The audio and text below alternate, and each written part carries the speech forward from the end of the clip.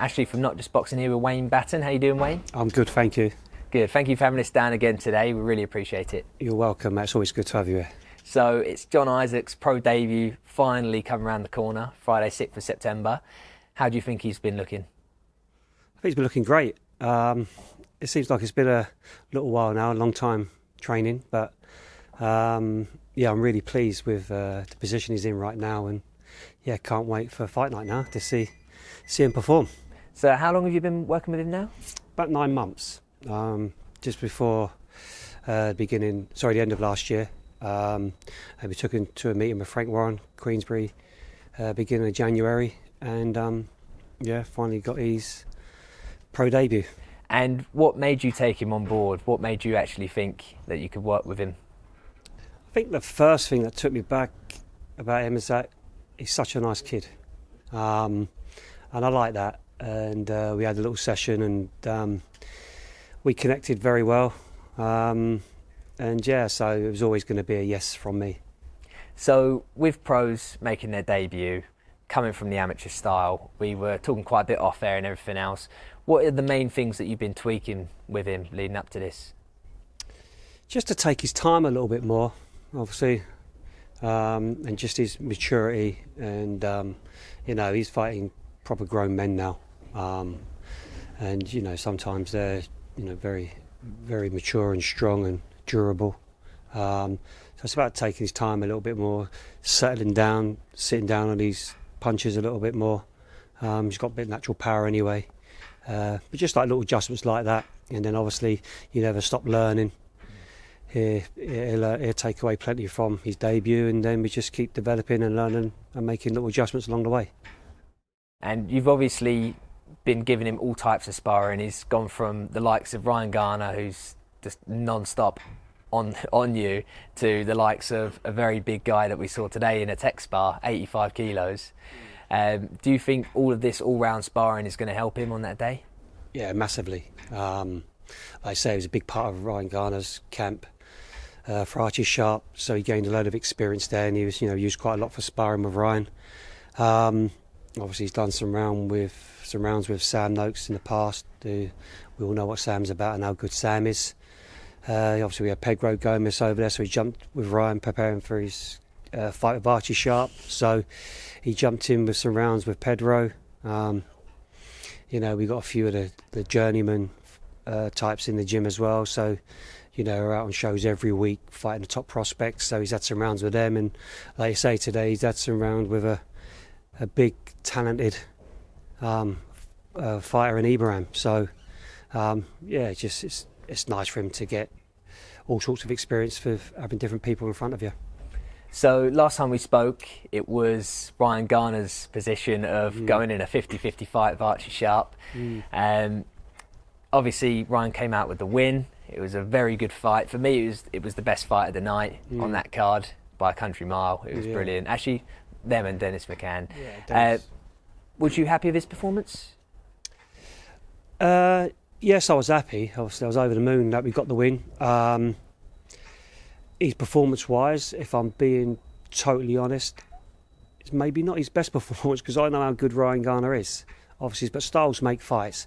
But Ryan was fantastic on the night and doing what he had to do. And there was, to be fair, obviously the first round he was having a little look and just punching out of range a little bit, and Archie was making him miss.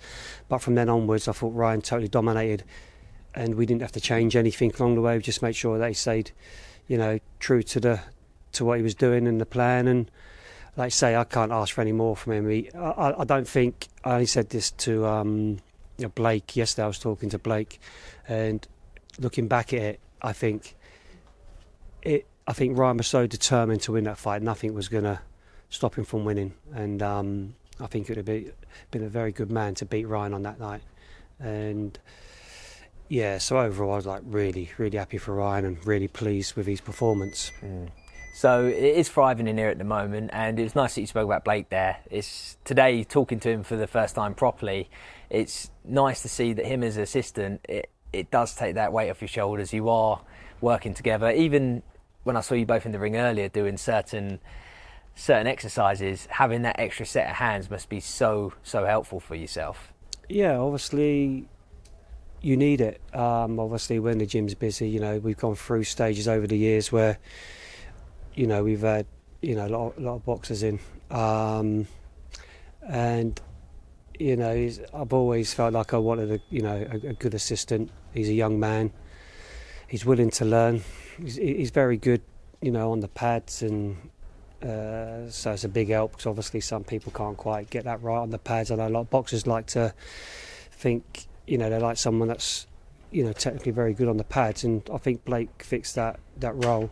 And like you say, we've tried. We've had other assistant coaches that I've tried to help out and bring in over the years, and it ain't quite worked. But yeah, with Blake, I'm hoping it will work, and it's definitely helpful having them extra hands. Yeah. So what is next for Ryan Garner? Hopefully, he'll be out before the end of the year. Obviously, got to have a little catch up with Frank and see what he'd like to do next with Ryan. But I know there's obviously big talks about he definitely wants to put a show on down here in the South Coast, which is what we want really. And it's always been a big goal of ours and a big dream to have something big down there at the obviously St Mary's, Southampton Football Club, the Southampton Football Club, or obviously we've got the Hampshire Cricket Ground. So yeah, just like try and aim towards that hopefully next year. In the meantime, maybe somewhere along the South Coast, maybe Bournemouth.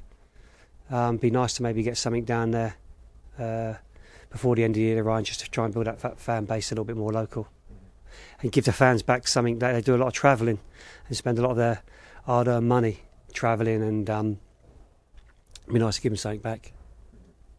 So what else have you got coming up? I know you've got a couple Polish fighters landing on the end of August, is that right? Yeah, I think they're flying in on the 31st of August. Damien is going to be out in November. I think that'll be over in Poland. And then we've got Oleg, who's obviously signed a contract with Queensbury. Very excited about him. He's 8-0 with 7 stoppages. He come over for like a week's trial. And I was like, very excited about him. He'd done a few rounds with John, actually, going back to John. He'd done a few rounds with John, and John spoke very highly of him. So I'm looking forward to that, and hopefully we can get his debut for Queensbury. But we'll get it for the end of the year, hopefully November time. What made you excited about having him on board? What made him stand out? I think he's very, same again, I don't know, he's very naturally heavy-handed. And I think, in boxing people want to see stoppages and knockouts, don't they? Obviously, it's most probably this is what people want. His work ethic is second to none. Every time he was here, coach, I want to be a world champion every day. Every day you come into the gym, coach, I want to be a world champion. So I love that mindset and that work ethic. And like I said, it was only a week, but everything I asked him to do, he done. Didn't moan about nothing. It looked like he was loving the training. So yeah, I'm pretty sure we can get him in some major fights. So we have got some major fights coming up at the end of the year. I'd like to get your predictions, if that's okay. Yeah. So we've got Joshua Dubois, another Queensbury versus Matchroom matchup. How do you see that going? Either Joshua early, or the later he goes on, I fancy Dubois.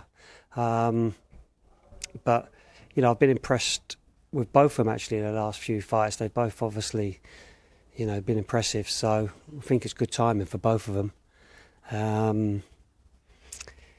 But if I had to put me neck on the line here now, I think I'd go AJ.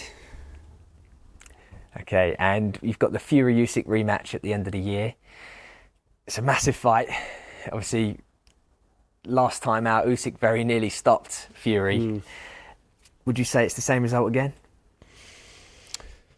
I think Tyson Fury is a very smart man. I know Usyk's obviously in the same category, but obviously with rematches, they're sometimes a little bit, I would say predictable, because obviously from the first fight, but Tyson's smart. I think he must really know what he done wrong and what he has to put right. So it's a real interesting one, really. But I'm a big fan of Usyk. I think, do you know what I mean? He's definitely right up there for me, one of the best pound for pound. But I'm really excited to see the rematch and see what the outcome is again.